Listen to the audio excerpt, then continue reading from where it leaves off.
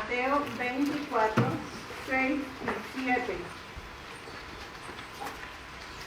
Y dice así: y oiréis de guerras y rumores de guerras. Mirad que no os turbéis, porque es necesario que todo esto acontezca, pero aún no es el fin. Porque se levantará nación contra nación, y reino contra reino, y habrá pestes y hambres y terremotos en diferentes lugares. Dios bendiga su santa palabra. Amén. Vamos a orar, les invito a orar. Oramos. Bondadoso y querido Padre Celestial, aquí en esta mañana, en medio de la naturaleza, alabamos y glorificamos tu nombre en tu día santo. Gracias, Señor, gracias por todas tus bendiciones. Gracias porque nos diste a tu Hijo en propiciación por nuestros pecados. Gracias porque Cristo viene a buscarnos pronto. El tiempo está llegando a su fin. Todas las situaciones que estamos enfrentando nos anuncian el inminente regreso de Cristo a la tierra. Ayúdanos a estar preparados para el maravilloso encuentro con nuestro amado Salvador. Perdona nuestros innumerables pecados y acepta nuestra oración en esta hora. Que tu bendición sea con todos nosotros aquí y que pueda alcanzar a cada uno de los hermanos donde quiera que en sus hogares en esta hora están en comunión contigo en tu día santo. Gracias por todo, Padre. Gracias. No hay forma de pagarte por lo que has hecho y por lo que estás haciendo y por lo que harás. Pero gracias, Señor. Ayúdanos a amarte con todas las fuerzas de nuestro corazón y a vivir para honrarte. Amén. Por amor a Jesús, nuestro amante y suficiente Salvador, para Él sea la gloria por los siglos de los siglos. Amén. Amén. Amén.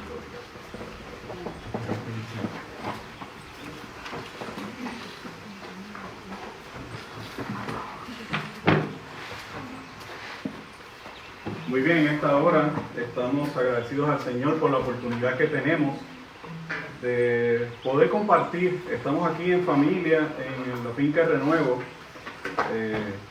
Quisiera, antes de continuar, agradecer a los que están conectados a nuestro canal o al Ministerio Lifestyle Conquest. Quisiera saber si alguno de ellos nos puede escribir si se escucha.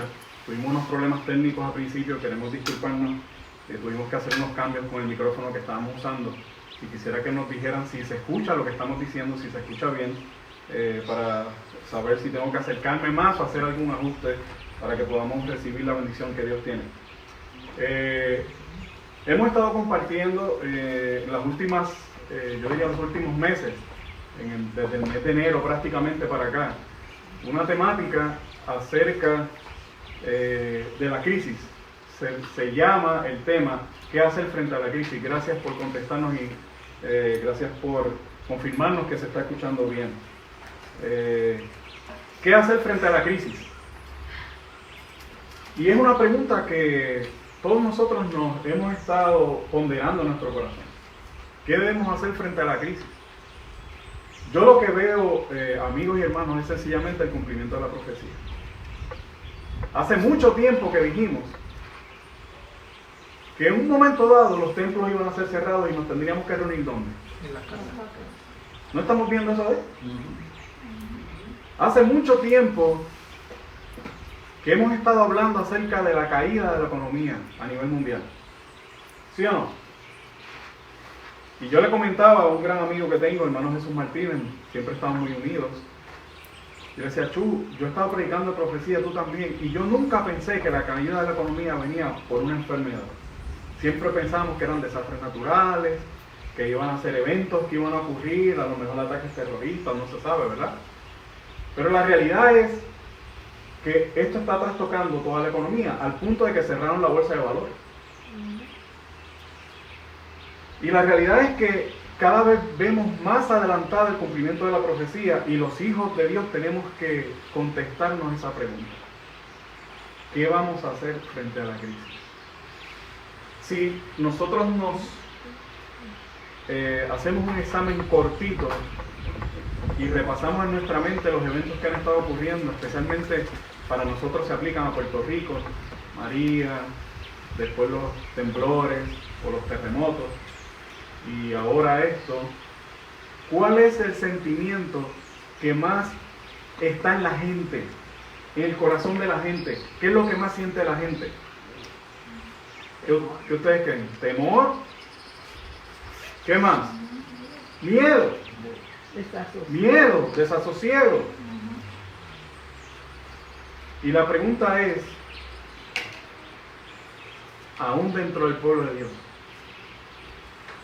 ese es uno de los sentimientos que más se experimenta. Quiero confesar que uno de los motivos que tuve, o que el Señor me inquietó para preparar este tema, es porque cuando comenzaron los terremotos, hermanos, lo que más yo veía aún dentro del pueblo de Dios era pánico, miedo y la pregunta es si el cumplimiento de la profecía en los hijos de Dios se supone que produzca miedo, pánico y temor, o habrá algo más. Eso lo vamos a descubrir en el tema de hoy. Dice Mateo, yo lo voy a presentar aquí para la familia, pero ustedes pueden buscarlo, Mateo 24, 7 y 8. Dice aquí, porque se levantará nación contra nación y reino contra reino, y habrá pestes y hambres y terremotos en diferentes lugares, y todo esto será ¿qué? Hay un problema. Ahí está hablando de que se va a levantar nación contra nación y reino contra reino. ¿Hemos visto eso? Sí. Dice que habrá peste. ¿Lo estamos viviendo ahora? Sí. Dice que habrá hambre. ¿Hay hambre en el planeta? Sí hay. Pero déjenme decirles, mi opinión personal, muy personal, es que todavía no hemos visto el hambre en todo el mundo. Para mí, de las 4 cosas que se señala ahí, la que falta de cumplirse a nivel mundial es esa. ¿Vendrá un hambre, hermanos? Pregúntenme. ¿Vendrá un hambre? Sí. ¿Hizo el Señor y dio a través de su sierva mensaje para eso? Y terremotos en diferentes lugares. Nadie le tiene que hablar a los puertorriqueños acerca de los terremotos. Ahora yo pregunto, el versículo 8 nos presenta la realidad. Y ese es el problema. Porque dice que todo esto es apenas ¿qué? El principio. Está comenzando, queridos amigos. El asunto está empezando. Y dentro del pueblo de Dios hay personas que se mueren de pánico. Ahora, cuando al Señor se le preguntó, Mateo 24 y Lucas 21 son capítulos paralelos de los evangelios. Son parte del mensaje o el sermón profético de Cristo Jesús. Cuando los discípulos le hicieron unas preguntas acerca del tiempo del fin. Y dice ahí, Lucas 21, 20 al 28, pero cuando viereis a Jerusalén rodeada de ejércitos, sabed entonces que su destrucción ¿a qué? Entonces habrá en el sol, en la luna y en las estrellas, en la tierra, ¿qué cosa? ¿Angustia de quién? De la gente. ¿Estamos viendo angustia en la gente? Confundidas a causa del bramido del mar y de qué? Y de las olas. Y desfalleciendo los hombres, por lo que dijo ahorita mi suegra, por el temor y la expectación de las cosas que sobrevendrán. ¿En dónde? En la tierra. Porque las potencias de los cielos serán ¿qué? Pregunto, hermanos, aún dentro del pueblo de Dios, ¿no hay personas que están confundidas? Que están en angustia y que están desfalleciendo por las cosas que están ocurriendo. ¿Hay o no hay?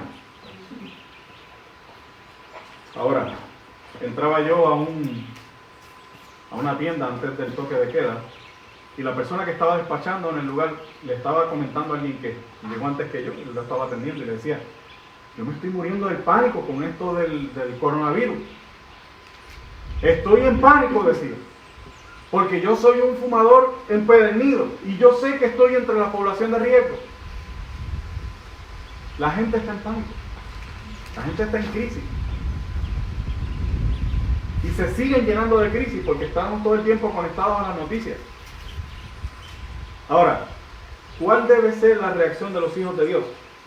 Entonces verán, dice el versículo 27, que vendrá en una nube con poder y gran gloria. Y dice aquí, cuando estas cosas comiencen a suceder, ¿qué dice? Erguíos, enderécense, dejen de caminar mirando hacia el piso. Y levantad vuestras cabezas, porque ¿qué?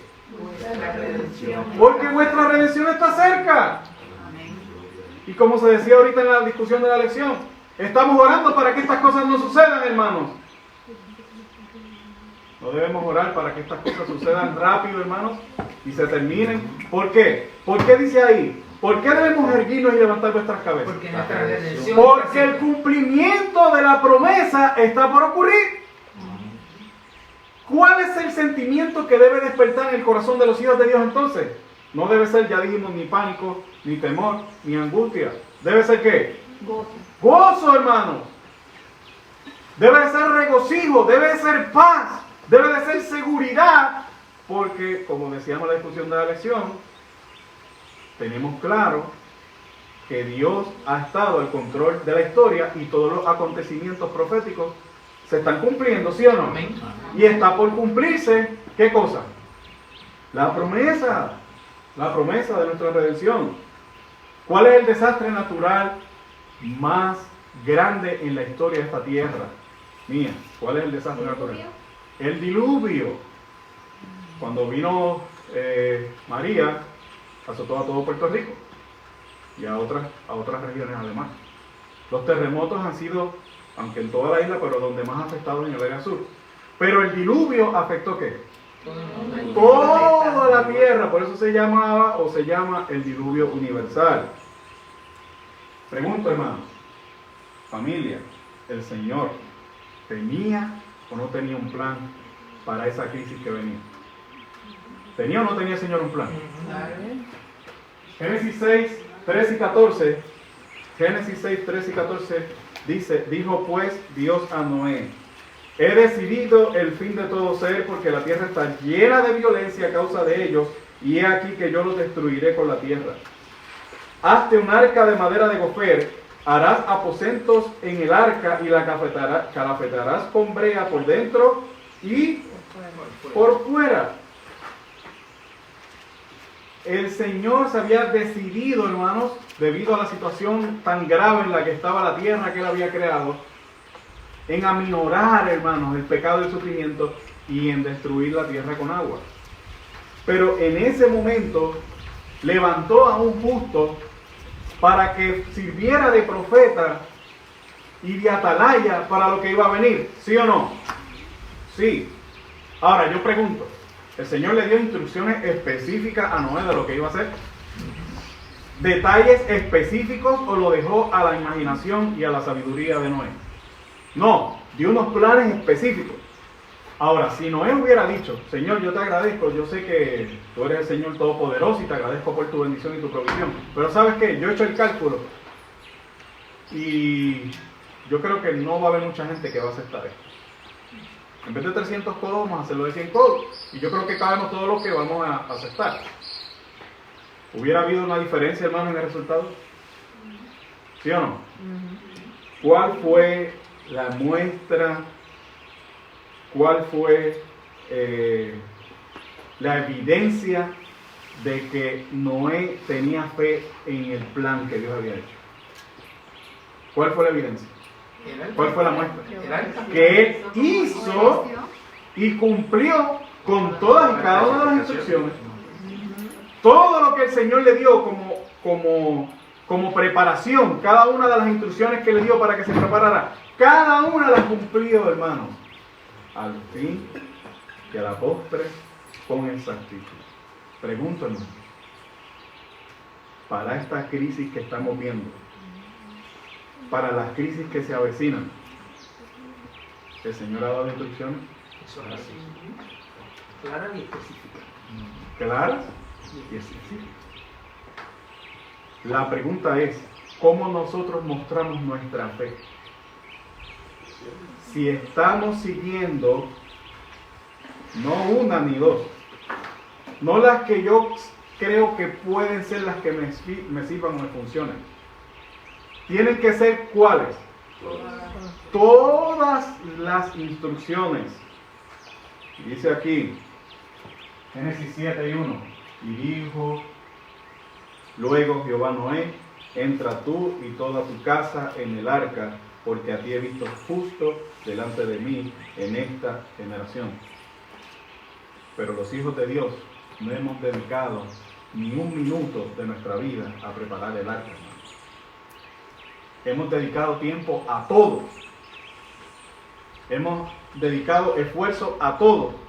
Hemos invertido nuestros recursos en todo, menos en seguir al pie de la letra cada una de las instrucciones de Dios. Y miren, hermanos, la palabra es bien clara. Santiago 2, 17 al 18 y 22 dice: así también la fe, si no tiene obras, es que es muerta en sí misma. Pero alguno dirá: tú tienes fe y yo tengo obras. Muéstrame tu fe sin tus obras, y yo te mostraré mi fe por mis obras. ¿No ves que la fe actuó juntamente con sus obras? Y aún dice más, que la fe se perfeccionó. ¿Por qué? Por las obras. Van juntas, hermanos, no pueden separarse, ni una ni la otra. Y si esta situación sigue y no podemos reunirnos por los próximos sábados, hay un tema que vamos a dar más adelante. Hoy es qué hacer frente a la crisis, el otro será cómo prepararnos para la crisis. Cómo prepararnos para la crisis. Y vamos a ver si nosotros hemos seguido cada una de esas instrucciones, para ver cuán preparados estamos o qué cosas nos faltan por preparar. De acuerdo a Santiago, hermanos, no prepararse, no hacer nada porque yo tengo fe, no es fe. ¿Saben cómo se llama eso, hermano? Presunción. Presumir que a pesar de mi desobediencia, el Señor va a estar conmigo. Que a pesar de mi desidia, el Señor va a estar conmigo. Que a pesar de mi indiferencia a sus instrucciones que he dado por amor, Él va a cuidar de mí, de mi familia. Ahora, ¿cuál es la diferencia entre la presunción y la fe? Son parecidas. Hay veces que yo escucho a personas diciendo: yo estoy haciendo esto porque yo tengo fe. Pero hay evidencias claras de que son distintas. La presunción es la desobediencia a Dios. La fe se muestra por nuestra clara obediencia y sometimiento a Dios. ¿Se entiende? No por obligación, porque Dios no acepta, hermanos, que le sirvamos por obligación. Tiene que ser por amor. Tiene que ser por amor. Ahora, el Señor había predicho la destrucción de la ciudad de Jerusalén, ¿sí o no? ¿Cuánto tiempo pasó desde que el Señor Jesús, en estos dos capítulos, no los hemos leído, pero en estos dos capítulos, Mateo 24 y Lucas 21, Él predijo la destrucción de Jerusalén en esos dos capítulos? ¿Cuánto tiempo pasó desde la predicción de la destrucción de Jerusalén por nuestro Señor Jesús hasta que finalmente se cumplió la promesa? ¿Alguien tiene una idea? 40 años. 40 años. ¿Por qué el Señor dilató por 40 años el cumplimiento de su promesa? ¿Falló en algo? ¿Fue inexacto? ¿Cuál fue la razón de esa dilación, de ese retardar de cumplimiento de esa profecía? Vamos a ver el espíritu de la profecía en el conflicto de los siglos. En el primer capítulo es muy claro. Dice aquí: Dios aplazó sus juicios sobre la ciudad y la nación hasta cosa de ¿qué? De 40 años después que Cristo hubo anunciado el castigo de Jerusalén. Dice aquí, admirable fue la paciencia que Dios tuvo con los que rechazaran su evangelio y asesinaran a su hijo. ¿Cuál es la razón? Aquí ahora lo va a decir. Había todavía muchos judíos que ignoraban lo que habían sido el carácter y qué, y la obra de Cristo. ¿Cuál fue la razón por la dilación de la destrucción? Porque había muchas personas que vivían allí, pero que desconocían ¿qué? De la obra de nuestro Señor Jesucristo que había estado en esta tierra y de su carácter. Sigue diciendo, y los hijos no habían tenido las oportunidades ni visto la luz que sus padres habían rechazado. Hay algo que es bien claro y yo siempre lo he dicho y lo repito. Dios es un Dios justo. Amén. Y no va a hacerle pagar a los hijos los pecados de los padres. Eso es una teología satánica, hermanos, no la aceptemos. Yo la he visto tratar de entrar en la iglesia. Los pecados de los hijos serán pagados por los hijos. Y los pecados de los padres serán imputados a los padres. Hay consecuencias, pero es distinto que Dios te haga culpable de algo que tú no has hecho. Y dice aquí que los hijos no habían tenido oportunidades, aún los hijos de aquellos que crucificaron a Jesús no habían tenido oportunidad que los padres tuvieron de rechazarlo. Dice aquí, por medio de la predicación de los apóstoles y de sus compañeros, Dios iba a hacer brillar la luz sobre ellos para que pudiesen ver cómo se había cumplido las profecías, no únicamente las que se referían al nacimiento y vida del Salvador, sino también las que anunciaban su muerte y gloriosa resurrección. Y aquí está claro, los hijos no fueron condenados por los pecados de sus padres, pero cuando conociendo ya plenamente la luz que fuera dada a sus padres, rechazaron la luz adicional que a ellos mismos les fuera concedida, entonces se hicieron cómplices de las culpas de los padres y colmaron la medida de su iniquidad. Vamos a ir por partes. Había en Jerusalén gente que desconocía qué. Y Dios, por misericordia, porque Dios es un Dios amante, misericordioso y justo, sabía y quería, necesitaba que esa gente escuchara. ¿A quiénes iban a enviar? A que cumplieran eso. ¿A quiénes les había dado esa encomienda? A sus apóstoles. Cuando ellos finalmente conocieron, después de esos 40 años, y cada hijo tomó la decisión y rechazó o aceptó al Señor Jesucristo, entonces vino finalmente ¿qué? ¿Qué vino? La destrucción. ¿Cuándo se va a acabar el tiempo de gracia? ¿En qué fecha? No sabemos. Ni escucha, hermano, fecha. En este tiempo, hermano, el Señor no ha autorizado a que demos fecha. No sabemos el día en que se va, ni la hora, ni el día ni la hora en que se va a cerrar el tiempo de la gracia. Pero ¿cuándo va a ocurrir? Dios es un Dios justo y misericordioso y es constante, no cambia. Cuando cada uno en el mundo, de los habitantes que estén en el mundo, tome su última decisión y acepten o rechacen a Jesús. Finalmente entonces, la gracia no va a tener razón de existir. Ya cada cual tomó su decisión. ¿Se entiende? Ahora, yo pregunto, ¿hay personas allá afuera ahora mismo que no conocen de Cristo Jesús? ¿A quiénes el Señor le dio esa encomienda? A nosotros. ¿La hemos aprovechado bien?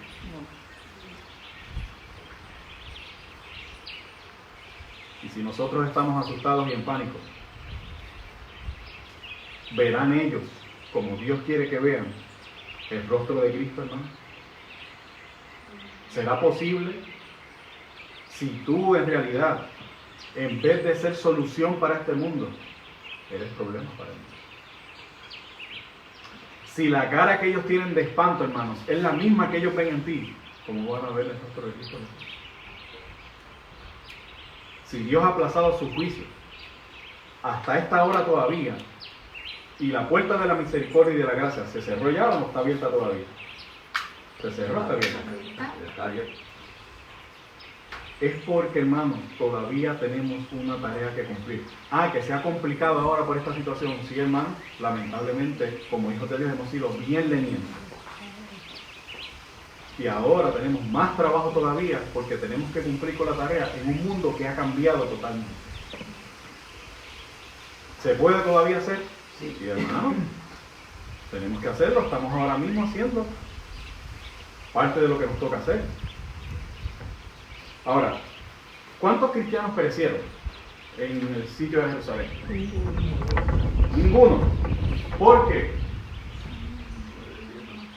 Porque ellos, dice aquí, ni un solo cristiano pereció en la destrucción de Jerusalén. Cristo había prevenido a sus discípulos y todos los que creyeron sus palabras esperaron atentamente que señales prometidas. Ahora yo pregunto, ¿se pusieron los estandartes romanos en el terreno sagrado? Los cristianos o los que habían aceptado al Señor entendieron que este era el momento ¿para qué? Para salir. ¿Qué hicieron? Salieron tan pronto tuvieron oportunidad.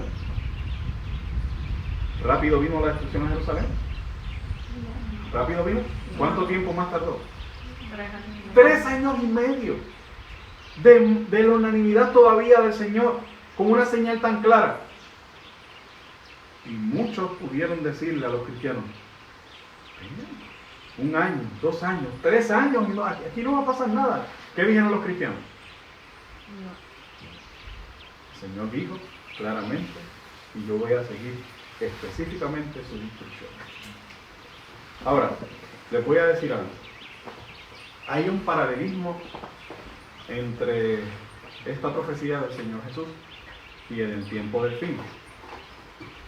La historia se va a repetir, pero déjenme decirles, hay una pequeña diferencia. Aunque sabemos que Dios ha dado un mensaje para que no vivamos en las ciudades desde temprano en la Biblia, eso no es algo solamente para el momento en que va a ocurrir la ley dominical. Nunca fue el propósito de Dios que los seres humanos vivieran hacinados en ciudades. La realidad es que hay muchas personas que van a tener que ofrendar sus vidas en el tiempo de extinción. ¿Van a morir justos en el tiempo de extinción? Sí, hermano. Sí, hermano. Va a ocurrir. ¿Cuál es nuestra prioridad como hijos de Dios? Y esto es parte de la contestación al tema que hace frente a la crisis. ¿Cuál es nuestra prioridad como hijos de Dios? Porque yo veo a las personas demasiado preocupadas por su vida en esta tierra. Y compartía hace un tiempito en un Facebook Live que hicimos que las personas están muy preocupadas por portar el virus del COVID-19, pero no están preocupadas por portar el virus del pecado. Están muy preocupadas por tener todo lo que tienen que ponerse, aún trajes en algunos casos, y mascarillas y guantes, pero no están preocupados por tener la vestidura de Cristo en sus vidas, que están vestidos de Cristo Jesús. Hermanos, la prioridad del Hijo de Dios en este tiempo no va a ser su seguridad personal. Vamos a verlo en varias instancias. De hecho, en la lección de la escuela sabática de hace poquito, el sábado 8 de febrero, se titulaba Del Foso de los Leones al Pozo del Ángel. Hay una expresión allí que captó mi atención y quiero compartirla con ustedes. Dice aquí: la experiencia de persecución de Daniel sirve como un paradigma para el pueblo de Dios en el tiempo del fin. ¿Qué es un paradigma? ¿Qué es un paradigma? ¿Alguien sabe? Un paradigma es un ejemplo. Dice aquí: la experiencia de persecución de Daniel sirve como un ejemplo para el pueblo de Dios en el tiempo del fin. La historia no indica que el pueblo de Dios estará libre de pruebas y sufrimientos. Lo que sí garantiza es que en el conflicto con el mal, el bien finalmente triunfará, hermanos. ¿Será un final feliz? Amén. Y Dios finalmente vindicará a su pueblo. Amén. ¿Sí o no? Amén. Amén, hermano. Amén. ¿Cuál es la prioridad del Hijo de Dios en el tiempo del fin y frente a la crisis? Por encima de su seguridad personal. Yo no estoy diciendo que nos arriesguemos necesariamente. No estoy diciendo que desobedezcamos a las autoridades y a las reglas que se han puesto. Lo que estamos diciendo aquí es cuál es nuestra prioridad y cuál debe ser, seguir siendo nuestro foco. Vamos a ver la historia en el caso de Moisés. ¿Ustedes recuerdan a Moisés? Se ve con el Señor le vuelve a recordar su pacto, su ley, lo entrega en manos de Moisés. El pueblo dijo, como el Señor diga, así vamos a hacer, y no habían terminado de decir sus palabras en sus labios al Señor, y ya estaban ¿en qué? En apostasía total. Y el Señor le dijo, baja y desciende, porque este pueblo está corrompido. Ignora mi amor, ignora mi gracia. ¿Qué le dijo el Señor? Porque Dios le dijo, quítate, déjame destruirlo y de ti voy a levantar una gran nación nuevamente. ¿Podía el Señor hacerlo? Claro. ¿Hablaba el Señor en serio, hermanos? Sí. ¿Cuál fue la respuesta de Moisés? Ahora pues, déjame para que se encienda mi ira contra ellos y los consuma, mas de ti yo haré una gran nación. Está hablando el Señor. Entonces Moisés suplicó al Señor su Dios y dijo, oh Señor, ¿por qué se enciende tu ira contra tu pueblo, que tú has sacado de la tierra de Egipto, con gran poder y con mano fuerte?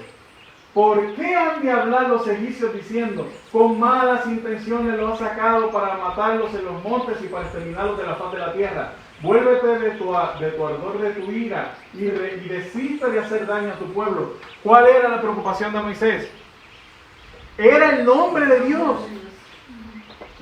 Era la visión que tuviera el mundo del Señor, hermanos. Moisés no estaba preocupado por él. Moisés estaba preocupado por la imagen de Dios, por su nombre. Al punto que dice algo que a mí todavía lo veo y me estremece. Versículo 31 de Éxodo 32 dice, entonces volvió Moisés al Señor y dijo, ¡ay! Este pueblo ha cometido un gran pecado, se ha hecho un Dios de oro. Pero ahora, si es tu voluntad, perdona su pecado, y si no, bórrame del libro de la vida. Yo no sé usted, yo no tengo ese nombre. Le pido a Dios que ponga ese nombre. Amén. Moisés le dijo al Señor, si los vas a destruir a ellos, el pueblo había pecado, o no había pecado, merecía la muerte, o no la merecía. ¿Moisés había pecado? No. ¿Moisés merecía morir? No. Pero Moisés en su amor por su pueblo y por Dios, le dijo, primero considera tu nombre ante el mundo.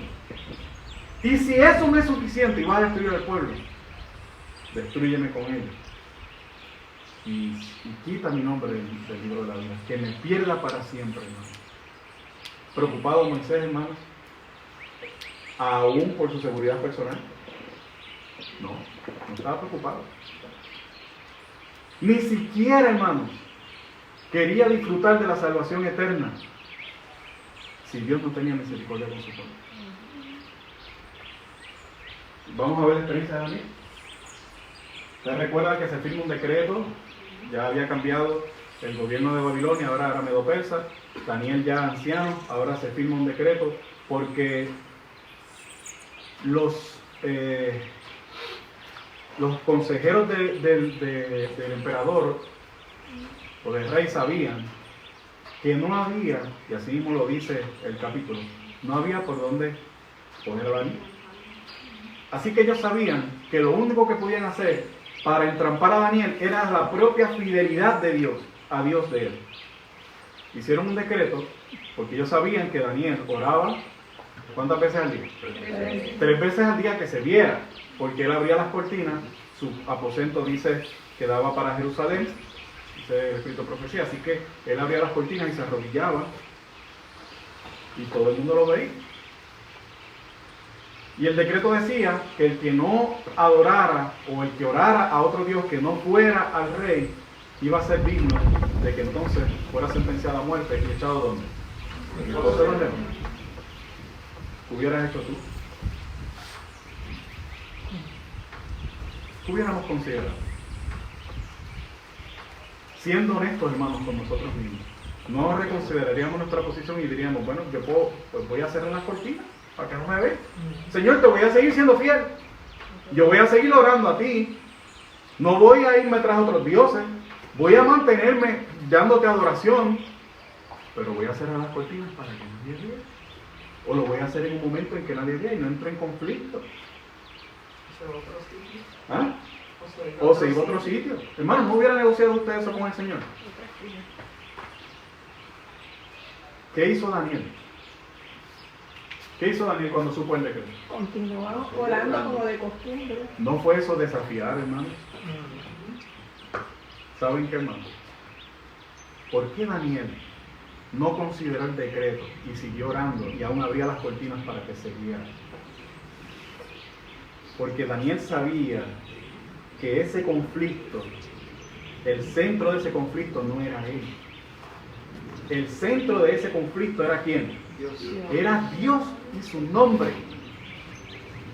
¿Preocupado Daniel por su bienestar? No. No. Si hubiese estado preocupado, no hubiese violado el decreto. ¿Tenía una escapatoria para no hacerlo? Tenía otras maneras de no hacerlo. Pero Daniel sabía que el que estaba en juego era el nombre del Señor. Y si Daniel en ese momento ahora daba un paso hacia atrás, ¿quién iba a quedar en vergüenza? El nombre de Dios. ¿Dios lo libró finalmente? Amén. Amén. Gloria a Dios. Amén. Ahora, déjenme decirle, si nosotros vamos a la experiencia de Daniel 3, ¿ustedes recuerdan Daniel 3? ¿Podemos ir allí un momentito? ¿Pueden acompañarme? No lo tengo aquí. Perdonen que les haga. Daniel 3. Vamos a ir allí a la experiencia de los jóvenes hebreos. El momento más difícil, hermanos, la crisis más grande que había en el mundo conocido, el COVID-19 de ese tiempo, era en una llanura llamada Dura, donde Nabucodonosor, en contra de la instrucción de Dios, había elegido una estatua, y en contra del sueño que él había recibido, una estatua de oro completa que le representaba a él, y él exigió adoración de todos los que estaban allí. Así que él convocó a todos los gobernantes de su reino. Y el que no doblara sus rodillas a esa estatua que le representaba a él y a lo que él representaba, que en otras palabras era el enemigo, ¿qué iba a suceder con él? ¿A dónde iba a ser echado? No era que se le iba a mandar un pasaje de vacaciones, iba a ser echado al horno de fuego. Ahora miren, suena la música, todo el mundo se arrodilló menos ¿quién? 3 jóvenes hebreos que estaban allí. Y le llega rápido el mensaje al Nabucodonosor, y Nabucodonosor se enfurece y los manda a llamar. Y les dice, les voy a dar una oportunidad. Piensen, analicen. Recapaciten sobre lo que ustedes van a terminar y sobre la oportunidad que les voy a dar. ¿Cuál fue la respuesta de los jóvenes hebreos? Versículo 16 de Daniel 3. Sadrach, Mesach y Abednego respondieron al rey Nabucodonosor diciendo, no es necesario que te respondamos sobre este asunto. ¿Qué quiere decir eso? No importa las veces que nos dé, no tenemos nada que reconsiderar. Nuestro Dios, versículo 17, a quien servimos puede librarnos del horno de fuego ardiente y de tus manos, oh rey, nos librará. ¿Seguros de que Dios lo podía librar? ¿Seguros de que Dios lo iba a librar? Pero la segunda parte que está en el versículo 18 para mí es más impactante. Si impactante fue desafiar al monarca de esta tierra, más desafiante fue la segunda parte, para mí. Y si no, has de saber, oh rey, que no serviremos a tus dioses, ni tampoco adoraremos la estatua que has levantado. ¿Preocupados por su bienestar personal?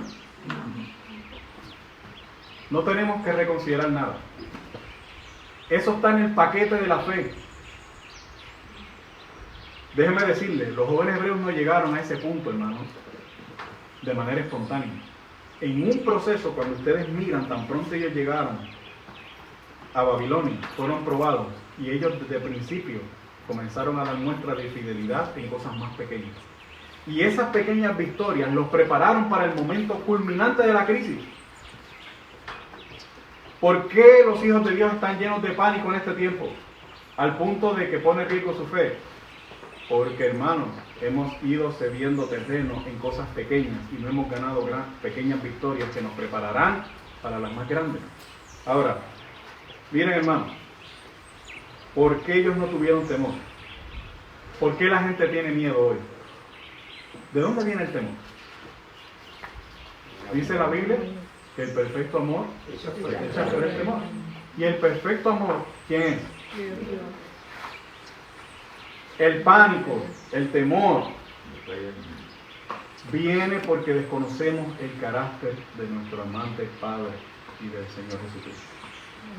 Si conociéramos, si tuviéramos una relación más estrecha con Cristo Jesús, todos nuestros temores se irían, hermanos. Sin temor se los digo. ¿Cómo sabemos que eso es así? Un niño que su padre le deja en la escuela, ¿tiene duda de que su padre lo va a buscar la tarde? No. ¿Por qué? Conoce a su padre. El Señor va a venir a buscarnos, hermanos. Amén. ¿Por qué tenemos temor? Miren aquí.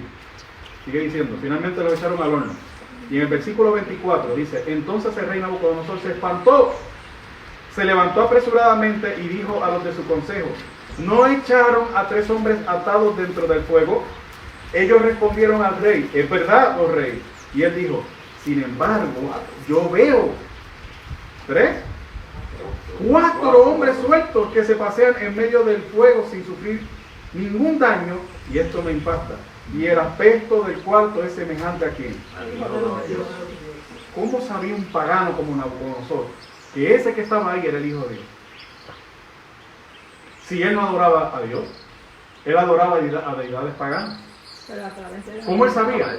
En la vida de los jóvenes hebreos, en la relación que los jóvenes hebreos tenían con Dios y con Jesús, ellos mostraron el carácter verdadero de Cristo, el rostro de Cristo. Y cuando finalmente Nabucodonosor ve ahí a alguien más y se fija bien, dice, este tiene que ser. Porque ya lo había visto los jóvenes. Por esa relación tan estrecha que tenían esos jóvenes con el Señor Jesús.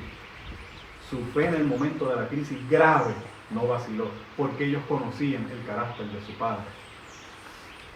La pregunta es si tú y yo conocemos lo suficiente el carácter de nuestro Padre, al punto de reconocer y saber que no importa las circunstancias, lo más importante no es ni siquiera mi seguridad personal. Yo debo prepararme, yo debo tomar las medidas.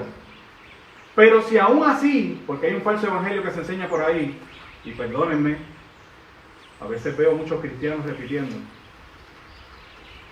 no, el Señor te va a librar, nada te va a pasar, no vas a tener ninguna pérdida. Hermanos, perdónenme. Decía la lección que va a haber angustia y sufrimiento dentro del pueblo de Dios. Y si Dios en su infinita misericordia, aún de las precauciones y de los cuidados, permite que yo tenga que contagiarme con el COVID-19, ¿será que Dios me desamparó? No, hermano, no podemos garantizar eso. Lo que sí podemos tener por garantía es que no importa la circunstancia, aun si yo tengo que ir al descanso, tengo garantizada mi salvación eterna. Amén. Y he sido sellado para levantarme cuando suene la trompeta. Entonces, ¿cuál es el miedo que tengo que tener? Ninguno de los profetas, hermanos, tuvieron en cuenta su propia seguridad, si no se hubieran presentado a los reyes a decirle, tú eres ese. ¿O ustedes creen que Elías no le dijo acá, cuando él le dijo, eres tú el que turbas al pueblo? Y él le dijo, no yo, tú y tu casa, porque han descuidado los mandamientos de Dios. Hermanos, había que tener poco cuidado por su vida. Había que tener la encomienda clara de lo que él tenía que hacer. Claro que estaba claro, no era proteger su vida, hermanos, era cumplir con la misión. Y el pueblo de Dios está en esta tierra, hermanos, con un propósito. Y no es cuidarse a ellos mismos. Es levantar la luz de Cristo y levantar el carácter de Cristo a esta humanidad que está perdiéndose. Pero los cristianos están más preocupados por ellos mismos que por cumplir la misión.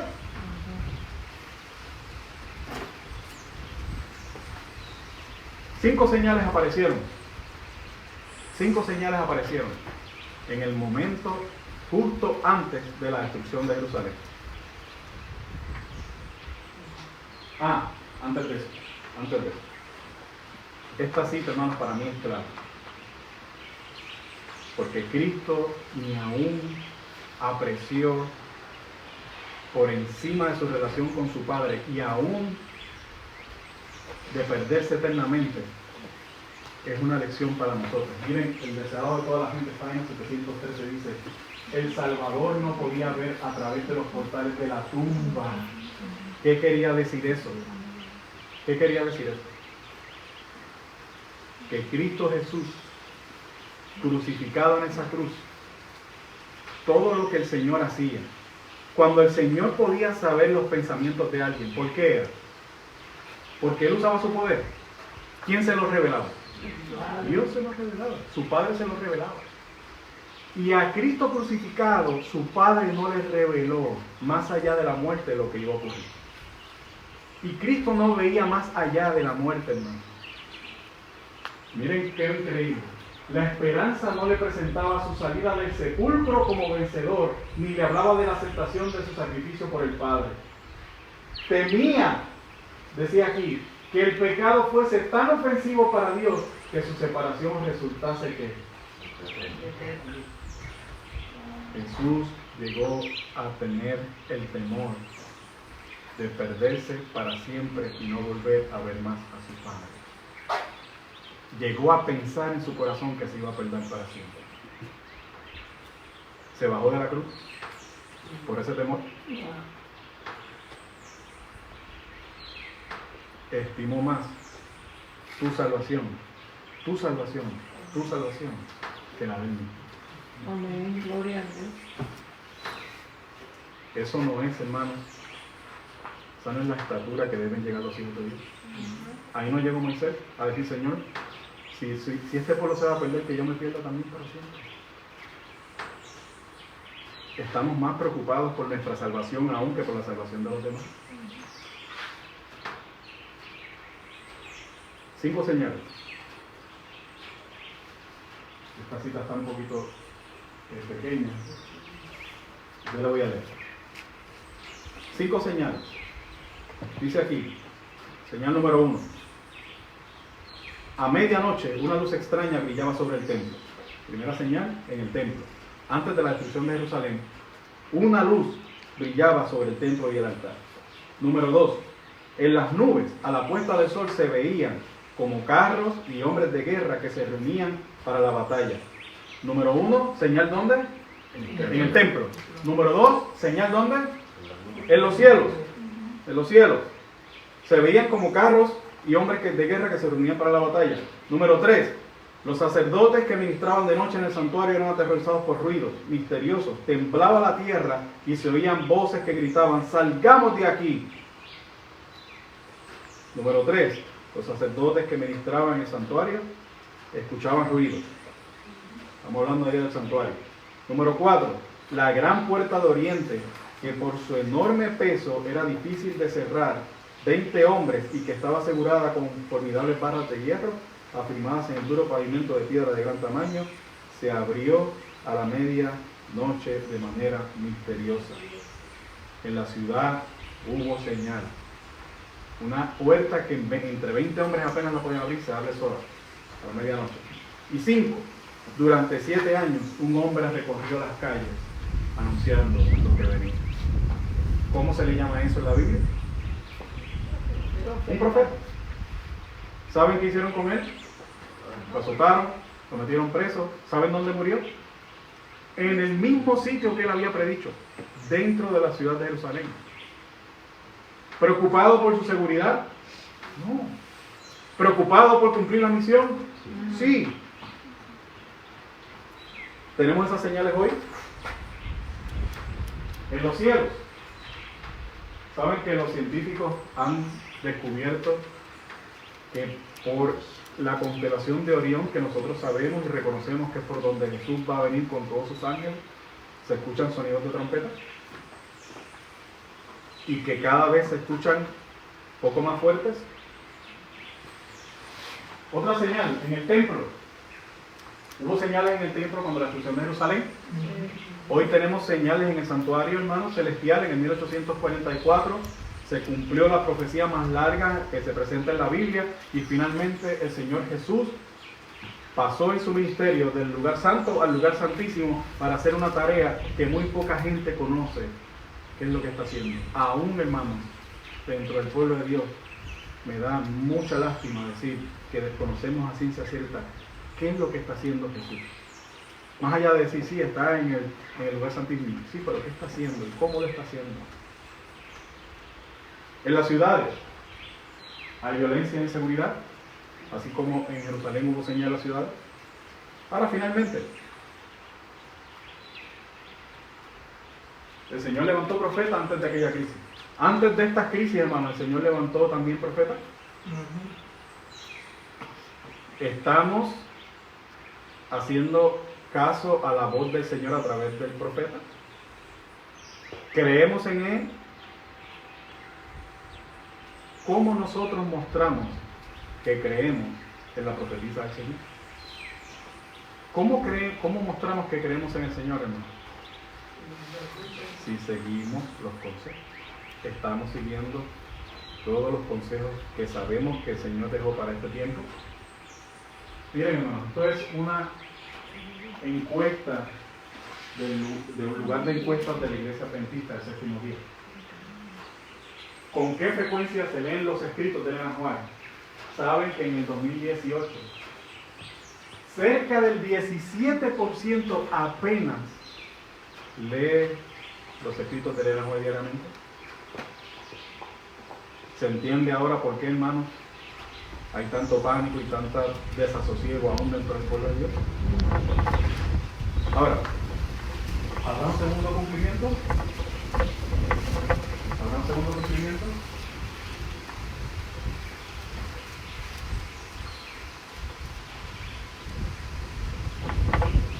¿Por qué fue destruida la ciudad de Jerusalén? ¿Por qué fue destruida?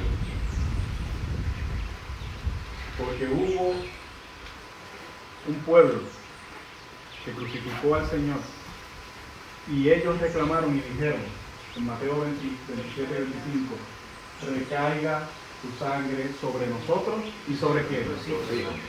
Ellos comprometieron a sus hijos, pero Dios es tan misericordioso que no castigó a sus hijos sino hasta que ellos también tomaron su propia decisión, porque Dios es justo. Porque Dios es justo, hermano.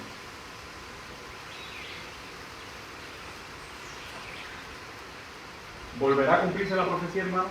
¿Se repetirá la historia? Vamos a ver.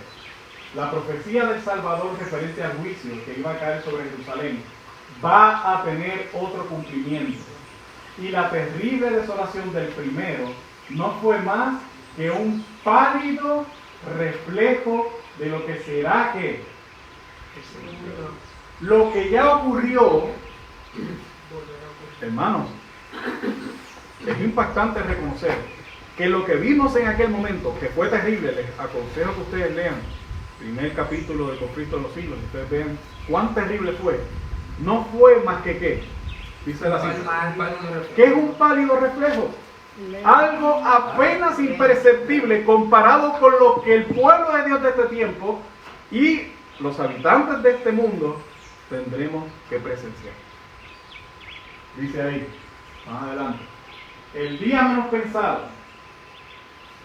en medio del curso rutinario de la vida, absortos los hombres en los placeres de la vida, en los negocios, en la casa del dinero, cuando los guías religiosos ensalcen el progreso y la ilustración del mundo. Eso no es lo que hacen los líderes religiosos hoy. Está pasando bien.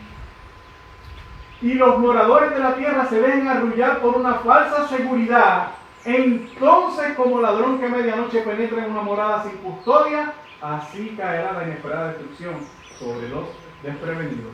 Y no que, y no escaparán. Y no escaparán. Ahora, ¿por qué están ocurriendo estas cosas? Yo escucho muchas personas decir, bueno, esto es pues, destino de esta tierra, esto es consecuencia del destino, no tiene nada que ver, hermanos. Dice aquí, Profetas y Reyes, capítulo 2. Estamos cerca del momento en que habrá en el mundo una tristeza que ningún bálsamo podrá disipar. Se está retirando el Espíritu de Dios. Se siguen unos a otros en rápida sucesión los desastres por mar y tierra. ¿Con cuánta frecuencia oímos hablar de terremotos y ciclones? ¿Lo hemos presenciado? Así como de la destrucción producida por incendios e inundaciones, con gran pérdida de vidas y propiedades.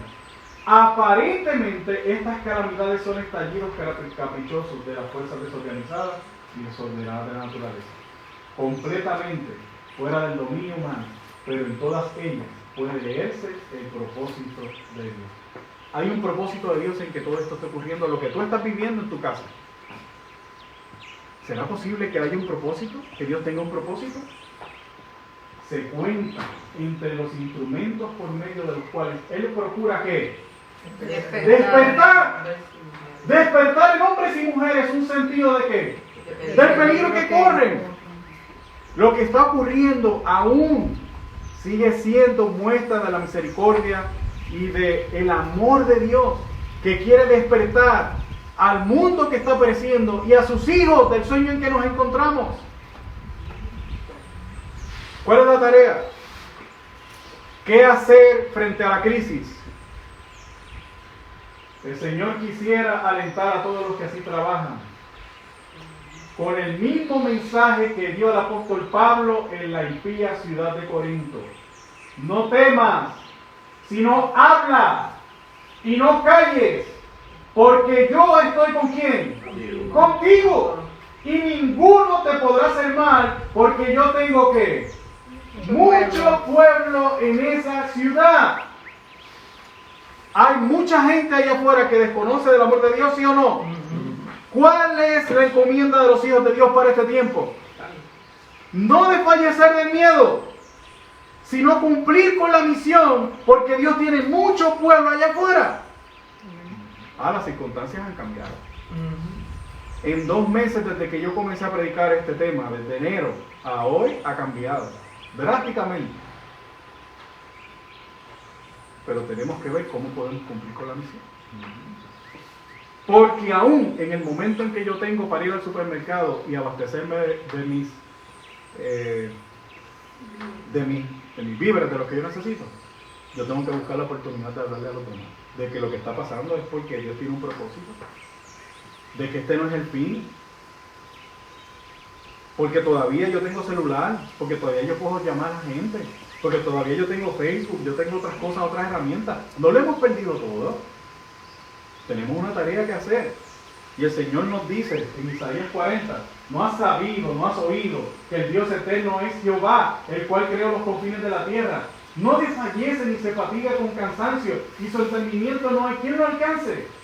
Él da esfuerzo al cansado y multiplica las fuerzas al que no tiene ninguna. Los muchachos se fatigan y se cansan, los jóvenes flaquean y caen, pero los que esperan en Jehová tendrán nuevas fuerzas, levantarán alas como águilas, correrán y no se cansarán, caminarán y no se fatigarán. Isaías 41:10 dice, no temas porque yo estoy contigo. Se repite mucho esa frase. Dios no quiere que tengamos miedo.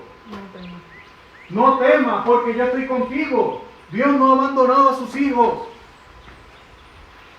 Porque yo soy tu Dios que te esfuerzo, siempre te ayudaré, siempre te sustentaré con la diestra de mi justicia, porque yo Jehová soy tu Dios, quien te sostiene de tu mano derecha y te dice, no temas, yo te ayudo. Amén. Vuelve y repite, no temas, gusano de Jacob. Nos está faltando el respeto al Señor al decirnos gusano de Jacob. Eso es lo que somos sin Dios. Eso es lo que somos cuando dejamos que el pánico, el temor y el miedo se apodere de nosotros. Porque en el perfecto amor que es Cristo no hay temor. Oh vosotros, los pocos de Israel, yo soy tu socorro, dice Jehová, el Santo de Israel es tu Redentor. Amén. Quiero terminar con esta última cita. ¿quiénes son los que pueden sentirse seguros y tranquilos?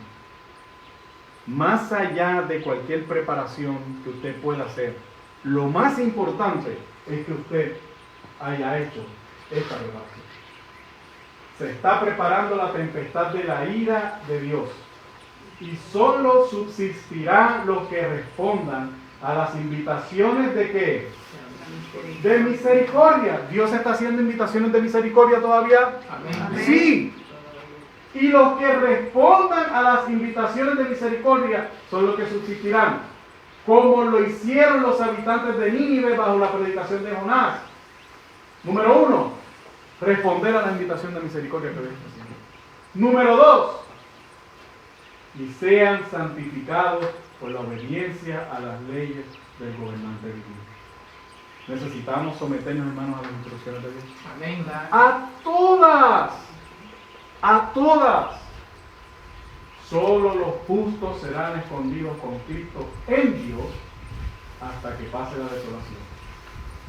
Sea este el lenguaje de la noche. Amén. ¿Quieres tú en esta hora estar escondido con Cristo en Dios? Amén. Amén. Gloria a Dios. Es la única manera, hermanos, de subsistir a esta prueba. No importa lo que pase. Necesitamos en esta hora estar escondidos con Cristo en Dios. Amén. Necesitamos, hermanos, estar en Cristo y Cristo en nosotros. Si es así, entonces cumpliremos con todas las instrucciones que Dios tiene para nosotros. Amén. Porque es por amor y no hay otra manera sino es que Cristo está en nosotros Amén. y nosotros en Él. Necesitamos someternos a Él en esta hora. Amén. Y que Dios pueda disipar todo miedo, todo temor, toda angustia, porque Dios está cumpliendo las profecías como nosotros durante tantos años predicamos. Y hoy nuestra realidad es muy distinta, pero la realidad de nosotros con Dios nunca cambiará, porque Dios siempre estará con nosotros. Amén. Necesitamos, hermanos, en esta hora. Podemos ponernos en pie para terminar con una oración. Y ahí donde tú estás también puedes acompañarnos. En esta hora quisiera orar por varias cosas, por los que estamos aquí, por los que nos están viendo a través de Facebook y por cada uno de los hijos y el pueblo de Dios en la ancha faz de la tierra, por los habitantes de la tierra, por esta situación, que Dios pueda darnos esperanza, amor, paz y seguridad Amén. de que Dios está en control, que sigue con sus hijos y que nos ayude para estar escondidos con Cristo en Dios. Oremos. Padre Celestial, en esta hora te agradecemos, porque tus promesas no vencen, no tienen fecha de vencimiento, Señor, porque tú has prometido que estarás con nosotros todos los días hasta el fin del mundo. Amén. Gracias, Señor, porque tú has dejado la provisión del Espíritu Santo para que pueda obrar en nuestros corazones, Amén. para que pueda movernos, Señor, a comprender que fuera de ti no hay nada y nadie. Amén.